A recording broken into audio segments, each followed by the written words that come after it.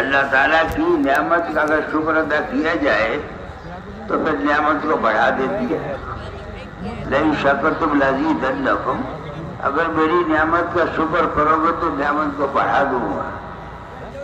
ایک ایک نعمت خدا کی ایسی سب کو شکر کرنے کی ضرورت ہے. زندگی اللہ نے دی، جان دیے، مال دیا، وقت دیا، زندگی دی، تندرستی دی، ساری نعمتیں بے شمار ہے. اس پر جتنا بھی شکر ادا کیا جائے، لیکن اصل شکر یہ جان و مال جو اللہ نے دی ہے یہ اللہ کی مرضی پر لگے.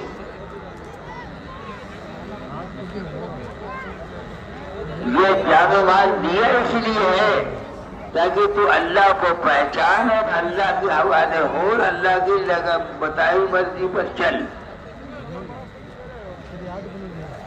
آج یہ تیسرا دن ہے اور ماشاءاللہ ساری بات ہو رہی ہے، سارے لوگ سن رہے ہیں. لیکن بھائیوں، دوستوں، بزرگوں، جان کس نے دی ہے؟ ارے بولو، جان کس نے دی؟ مال کس نے دیا؟ زندگی کس نے دی؟ مر کر کہاں جانا؟ اللہ کے پاس. ایک زندگی دنیا کی ہے 50-60 سال کی، اور ایک زندگی مرنے کے بعد جو ہمیشہ کی ہے. دنیا کی زندگی چند روزہ ہے، یہ آخرت کی تیاری کے لیے دی گئی ہے. آخرت کی تیاری کے لیے جان و مال دیا گیا ہے. اس لیے قرآن پاک میں اللہ نے کہا ان اللہ اشتری من المؤمنین انفسهم واموالهم بان لهم الجنہ، بے شک مومنین کی جان و مال کو ہم نے خرید لیا. کس کے بدلے؟ جنت کے بدلے. تو یہ جان و مال خریدی ہوئی ہے، ہماری نہیں ہے. ہمیں تو اللہ نے کہا کہ یہ خرید لیا، اب اپنی مرضی پر لگانا یہی علم ہے. ہر ایک اپنی آزادی سے چل رہا ہے، حالانکہ خدا نے شریعت کی پابندی لگائی کہ میرے نبی کے راستے پر چلو اور جان و مالوں کو صحیح جگہ لگانا سیکھو. سب سے پہلے ہر نبی کی ایک آواز ہوتی تھی کہ اے لوگوں کلمہ پڑھ لو کامیاب ہو جاؤ گے. سب سے پہلے ایمان کی دعوت ہے. یہ زندگی 4 دن کی ہے، یہ نعمتیں خدا کی دی ہوئی ہے. وہ اللہ چاہتا ہے بندہ میرا بندہ بن کے چلے. تو پہلا کام ایمان کے سیکھنے کا. ہم نے کھانے اور کمانے میں اور دنیا کے بنانے میں جان و مال ساری کھپا دی ہے. بڑھاپا ہو گیا، یہاں تک کہ دنیا سے چل دیا، کماتے کماتے کھاتے اور چھوڑ کر جا رہا. ارے بولو، موت آئے گی نہیں آئے گی؟ بولو. معلوم ہوتا آپ کو موت نہیں ہے. زندگی دھوکہ ہے، موت یقینی ہے، اور دنیا دھوکہ ہے، آخرت یقینی ہے. سفر لمبا ہے تو ساتھ میں لے لے، عمل کو خارج کر لے پہنچنے والا بڑا ہوشیار. یہ رہنے کی جگہ ہی نہیں، یہ دنیا پہ جانے کی جگہ ہے. یہ مسافر خانہ ہے. 4 دن کی زندگی اللہ نے دی ہے، کل موت آنے والی ہے، چھوڑ کے چلا جانے والا. جب یہاں رہنا ہی نہیں ہے تو پھر یہاں آدمی جی کیوں لگا رہا ہے؟ جگہ جی لگانے کی دنیا نہیں ہے، یہ عبرت کی جگہ ہے، تماشا نہیں ہے. ارے بندے، تجھے یہاں چھوڑ کر جانا تجھے بطور مسافر کیا ہے. مسافر خانہ جیسے مسافر ہے ایسا مسافر کی طرح 4 دن کی زندگی. اگر ایمان دل میں ایمان آیا اور یقین آیا، اللہ کو پہچان لیا تو زندگی کا رخ صحیح ہوگا. اسی لیے ایمان کا تعلق دل سے.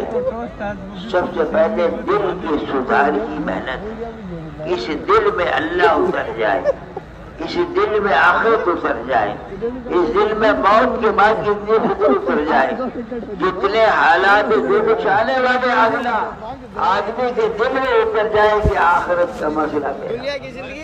دنیا کوئی چیز نہیں، دنیا میں تو حکم گزر جائے گی، لیکن اعمال رسول اللہ صلی اللہ علیہ وسلم پر لگائے گا تو پوری دنیا بن جائے گی۔ سب سے پہلے ایمان کے سیکھنے کی ضرورت ہر ایک کو۔ سب سے پہلے اللہ کے نبی نے دعوت دی ایمان کی، یا ایھا الناس قولوا لا الہ الا اللہ تفلحوا، اے لوگوں کلمہ پڑھ لو کامیاب ہو جاؤ گے۔ سب سے پہلے ایمان کی دعوت، اس اللہ نے ایمان کی جگہ دل رکھا، اس دل میں اللہ کو اتار، اللہ کے غیر کو صاف کر کے دل میں اللہ کی توحید و وحدانیت آئے۔ اس دل میں پورے کباڑہ بھرا پڑا ہے، دل کی محبت، مال کی، عزت کی، دولت کی، دنیا کی چیزوں کی، دار بدن کی، کو اپن بھری کا ان ساروں کو نکال۔ ہم 4 مہینے کسی کے بھاگ رہے، کہتے یہ دل کے اندر جو دنیا بھر کا کباڑہ بھرا اسے صاف کرنے کے لیے 4 مہینے بھاگ رہے، اللہ کے راستے میں نکل اور یہ سارا کوڑا کباڑہ نکال اندر سے اور اس دل کو پاک کر اللہ کے۔ سب سے پہلے میرے دوست بزرگوں ایمان کا تقاضا، نبی نے، اللہ نے نبی کو حکم دیا ہے کہ جا کے امت کو کلمہ سکھاؤ، ایک ایک بندے کو جا کے ایمان کی دعوت دو۔ لہذا آپ دعوت دے رہے، مینا میں، عرفات میں، مزدلفہ میں، حج میں دعوت دینا اس کا پہلا سبق ہے۔ ایک ایک بندے حضور کی امت کو داعی بنایا۔ قل هذه سبيلي ادعو الى الله انا ومن اتبعني۔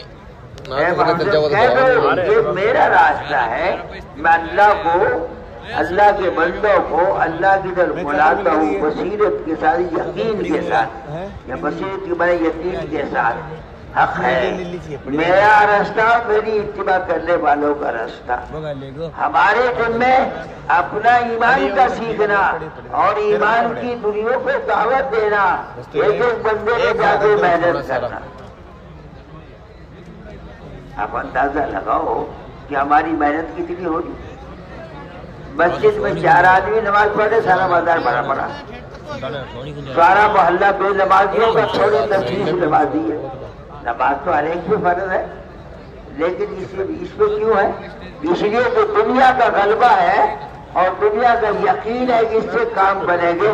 اللہ پر یقین نہیں ہے، اگر یقین اللہ کا آ جائے کہ نہیں اللہ کا حکم پورا کروں گا تو میرے کام اللہ بنا دے گا، تو پھر اللہ کی طرف چلے گا۔ تو پہلا مسئلہ دلوں کے یقین کے درست کرنے کا ہے۔ جس کی جتنا یقین دل میں آئے گا وہ یقین کے اعتبار سے دین پر چلنا آسان ہوگا۔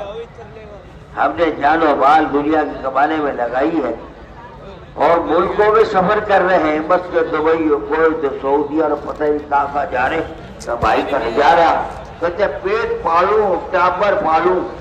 ارے ٹاوروں کو پالنے والا تو اللہ جس نے پیدا کیا، لیکن یقین کا بگاڑ اس نے پہنچا دیا کہ ملک در ملک پھرنا اس کے لیے دال روٹی کے لیے آسان ہے، اور ایمان بنانے کے لیے، دین کے لیے آپ کو فرصت ہی نہیں آتی۔ تو اس لیے اللہ کے راستے میں نکل کر سب سے پہلے دل کے یقین کو صحیح کرنا، اور پھر روزانہ اپنے مقام پر رہتا ہوا یہ محنت کرے، ایک ایک بندے کو ایمان کی دعوت دے، ایمان کی دعوت دے، آخرت کی دعوت دے، ایک ہی گوشہ بند کر دے۔ اس کا کام ہے، ہمارا کام ہے سب سے پہلے کہ کلمے کی دعوت دے لوگوں کو اور ایمان سکھا، اور جو جتنا تیرے اندر ایمان کی طاقت پیدا ہوگی اتنا دین پر چلنا آسان ہوگا۔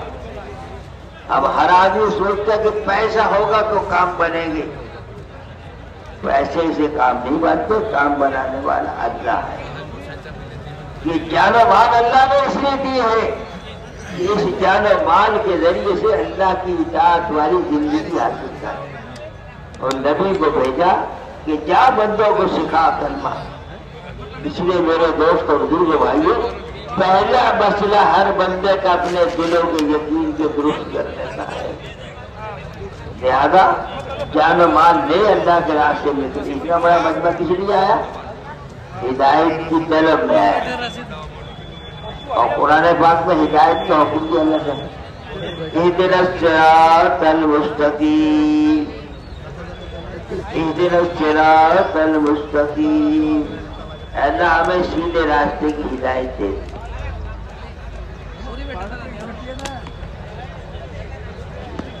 اب ہدایت کس درجے کی ہے؟ جس درجے کی محنت ہوگی اس درجے کی ہدایت ملے گی. اس لیے میرے دوست اور بزرگوں بھائیوں، ایک ہدایت ایمان پر ایمان والا ہونے کی ہے، دوسری ہدایت اللہ اعمال فرائض ادا کرنے کی ہے، پھر ہدایت اس سے آگے منکرات و چیزوں سے بچنے کی ہے. تو اللہ کے دین کے لیے والذین جاہدوا فینا لنہدینہم سبلنا وان اللہ لمع المحسنین. ہم ضرور ہدایت دیں ان لوگوں کو جو ہمارے راستے کی جد و جہد اور مجاہدہ کریں گے. اور ایسے فرماتے ہیں مجاہدہ کیا ہے؟ ایک آدمی کو کسی سے تعلق ہو گیا، پیر صاحب اٹھا گیا، پیر صاحب ایسا نسخہ بتا دو کہ وہ میرے گھر آ جائے. انہوں نے کہا جی رات کو 12 بجے 4 گھنٹے تجھے پانی دسمبر میں پانی میں کھڑے ہو گئے یہ پڑھنا. اور ایک آدمی لحاظ اوڑھ کر کے نماز پڑھ رہا. تو دونوں میں مجاہدے والا کون؟ دونوں میں مجاہدے والا تو وہ ہے جو پانی میں کھڑا ہے، لیکن اس سے ہدایت اسے مجاہدہ نہیں کہیں گے. مجاہدہ کہیں گے جو اپنے نفس کے خلاف قدم اٹھانے کا، جی کی چاہت کے خلاف. شریعت ساری کا حکم یہی ہے کہ آدمی کی جی کی چاہت کے خلاف ہے. اس لیے میرے دوست اور بزرگ بھائیوں، ایک محنت اپنے دلوں کے یقین کے درست کرنے کی ہے، اور یہ بالکل ایسی سادہ آسان ہر ایمان والا کر سکتا. ارے بوڑھے لنگڑے پانگڑے اور معذورین بھی کرتے پھرے اللہ کے راستے میں، جو بھی بول نہیں سکتے یہ اللہ کے راستے پھرے. یہ اس سے تو کم سے کم آدمی سبق لے کہ جو معذور ہے بول نہیں سکتا، کچھ کہہ نہیں سکتا، لیکن اپنی ہدایت کی طرف تیری جانے مان کو لے کے اللہ کے راستے میں اپنے نفس کے خلاف قدم اٹھا اور ایمان کی محنت سے اپنے آپ کو لگا. ابھی میرے دوستو ایک محنت اپنی مسجد والی جماعت کے ساتھ ہر ایک آدمی جڑ جائے اور مسجد والے اعمال میں لگائے تو مسجد والے اعمال کی برکت پہلی تو اس کی اپنے کاروبار دھندے ہر چیز میں آئے گی. یہ یقینی بات ہے. اعمال نبوت اعمال رسول صلی اللہ علیہ وسلم والی محنت اس کے سارے کاموں میں آئے گی. مسجد کو جتنا یہ آباد کرے گا اور مسجد میں جتنا یہ لگے گا اتنا ہی انشاءاللہ اس کے ساری چیزوں میں خیر و برکت آ جائے گی. مسجد والے آباد انما یامر مساجد اللہ بنام باللہ والیوم الاخر.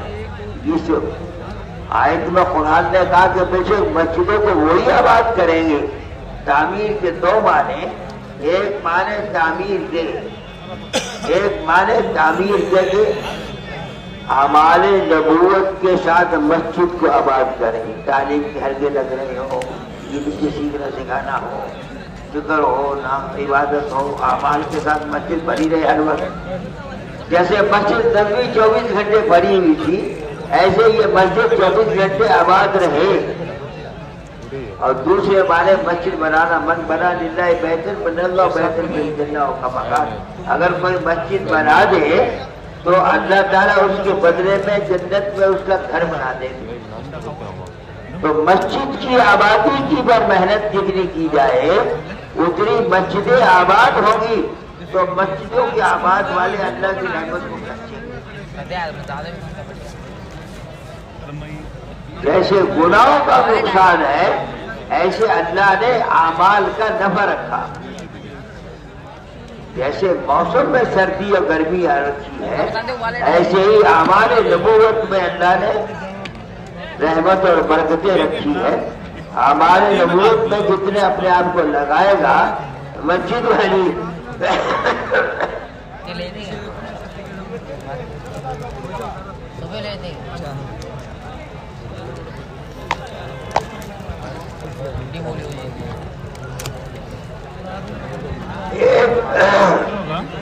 ہماری مسجدیں آباد ہو جائیں. مسجدوں میں ایمان والا مسجد میں جائے. جو آدمی گھر سے وضو کر کے مسجد نماز کے لیے مسجد میں چلا جیسے احرام باندھ کے حج کو چلا. ہر قدم نیکی لکھی گناہ معاف کیا جائے گا. اور ایک نماز سے دوسری نماز سے بیٹھے گناہ اللہ اس کو معاف کر دے گا. ایک سجدہ بھی قبول ہوگا تو ساتوں زمین آسمان سے بڑی جنت لی جائے گی. نماز کا اہتمام. مسجدوں کو 24 گھنٹے عبادت سے مسجد نبی 24 گھنٹے بھری رہتی تھی. صحابہ سارا دن پر نبی کی لائی تعلیم پر محنت کرتے تھے. رات کو مسجدہ بچھا کے روتے تھے. ساری رات اللہ سے مانگتے اور رونا دھونا. ہماری مسجدیں تو تھوڑی سی دیر نماز تو کھلی نماز پڑھی تالا لگا دیا. کیوں؟ کہتے چوری ہو جائے گی. ارے ہم نے خود چوری کری ہے اعمال کی تو چوری کیا ہوگا. مسجدوں میں 24 گھنٹے ہمارے گزرے اور مسجدیں آباد ہونے لگے. مسجد جتنی آباد ہو کہ اللہ کی رحمت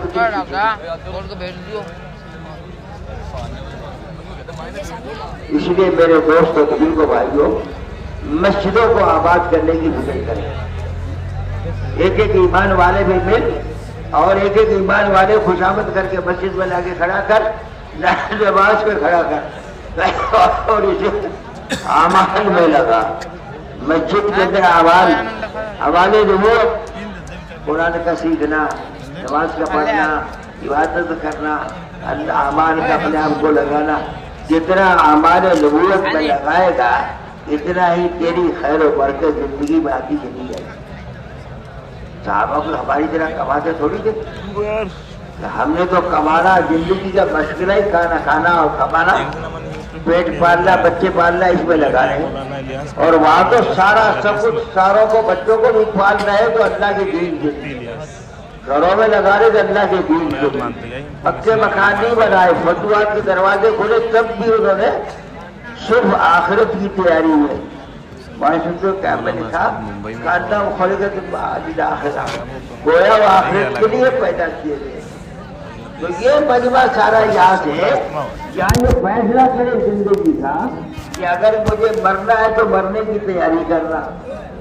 جو میں موت آئے گی نہیں آئے گی مرنا ہے نہیں مرنا بولو کہ مرنے کی تیاری کے لیے یہاں سے 4 مہینے کی جماعتیں بنا کے جا. مرنے کی تیاری کے لیے 4 مہینے کی جماعتیں بنا کے یہاں سے جا. جتنا تیری جانے مار اللہ پر لگے گی اتنی تیری آخرت بنے گی. تو ایک مسئلہ ایمان کے سیکھنے کے ساتھ اپنی نمازوں کو درست کرنا اور نماز کو مسجدوں میں جا کے پڑھنا. مسجد 24 گھنٹے آباد ہو اور ایک ایک ایمان والے کو لا ایک ایک ایمان والے کو محنت کر. میرے چیزیں جس محلے میں ایک بھی جو نمازی ہوگا اس گھر کے چاروں طرف 40 گھروں تک گھروں کے 40 گھروں تک اس کی بہت غلبت نازل ہوگی. تو گھروں میں نماز اور ایک ایک ایمان والے خوشامد کر کے نماز کا مسجد میں کھڑا کر زندگی کا کام بنا. دنیا اصل نہیں ہے اصل تو آخرت ہے. روزانہ کی مسجد کی تعلیم گھر کی تعلیم نمازوں کا اہتمام ایک ایک ایمان والے سے ملنا ایک ایک کی خوشامد کرنا یہ کام بنا. زندگی کا مسئلہ یہ نہیں ہے کہ کھانا اور کمانا ہو. زندگی کا مسئلہ اللہ کے دین کی محنت. یہ نبی کی امت یہ ساری نبی کی امت ہے. میرا نبی ایک کے لیے راتوں کو رویا. صحابہ نے پوچھا یا رسول اللہ میدان محشر میں آپ کو تلاش کرے تو قابل ہو.